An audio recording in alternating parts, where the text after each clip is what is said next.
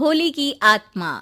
बचपन से शहर में रहने वाला मनोज इस साल होली की छुट्टियों में अपने गांव दुर्गापुर वापस आता है, जहां उसे देख पूरा गांव खुशी से झूम उठता है। जब गया था तब इतना सा था और अब देखो कितना बड़ा हो गया है।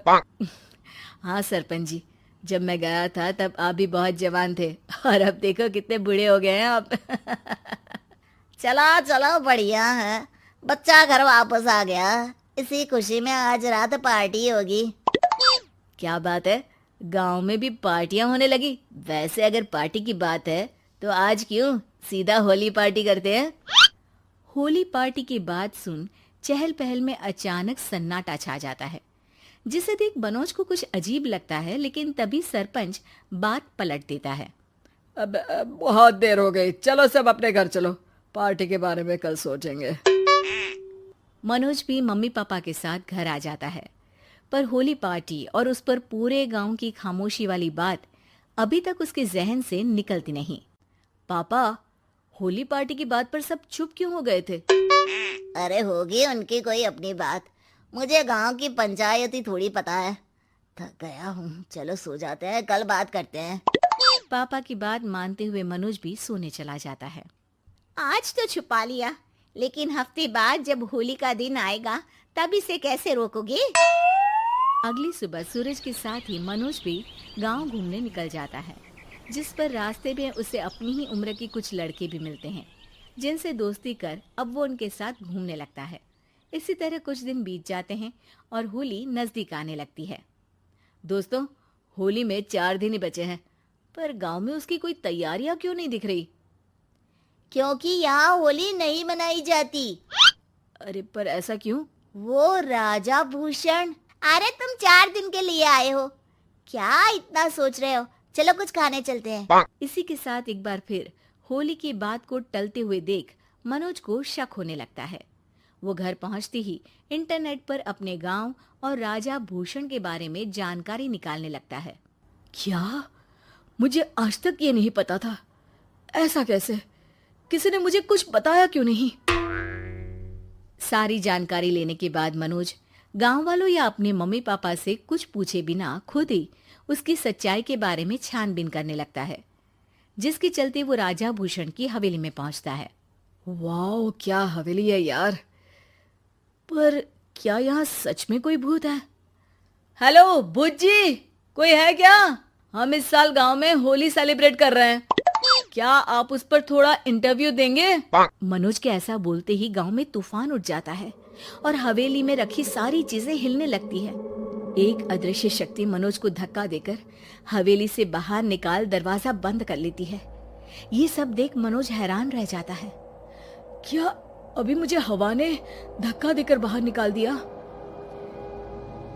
मेरे होते हुए इस गांव में कभी होली नहीं मन सकती, इसलिए दोबारा ऐसी कोशिश भी मत करना, अंजाम बुरा होगा।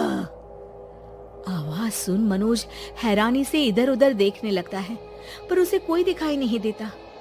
वो गांव वापस आ जाता है, जहां तूफान की वजह से सब कुछ तहस महस हो चुका होता है। आखिर ये तूफान आया कैसे?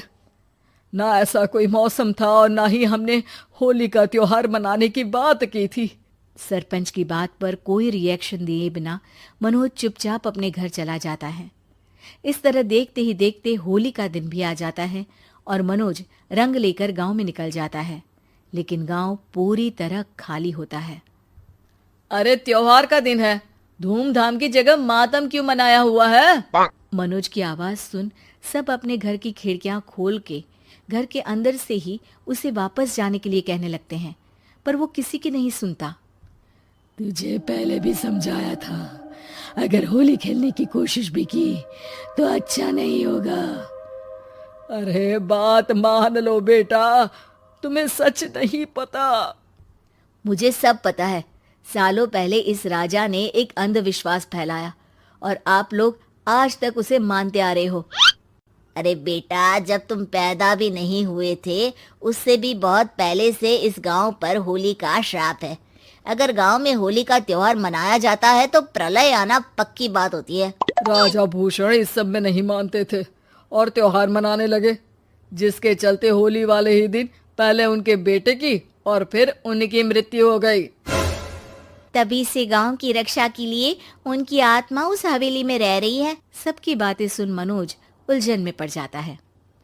सोचना भी मत मनोज, अगर तुमने इस परंपरा को तोड़ने की कोशिश भी की तो उसका परिणाम इस गांव और गांव के लोगों के लिए अच्छा नहीं होगा। मुझे भी यकीन नहीं हो रहा कि आप लोग एक बेतुकी बात को मानकर सालों से रंगों के त्योहार को मातम की तरह मनाते आ रहे हो। मनोज किसी की कोई बात ना मानते हुए पूरे गांव में रंग बिखेर देता है, जिसके तुरंत बाद वहां तूफान के साथ बिजलियां गरजने लगती है। अचानक मौसम में ऐसा बदलाव देख जहां मनोज कंफ्यूजन में आ जाता है, वहीं गांव वाले डर से सहम जाते हैं।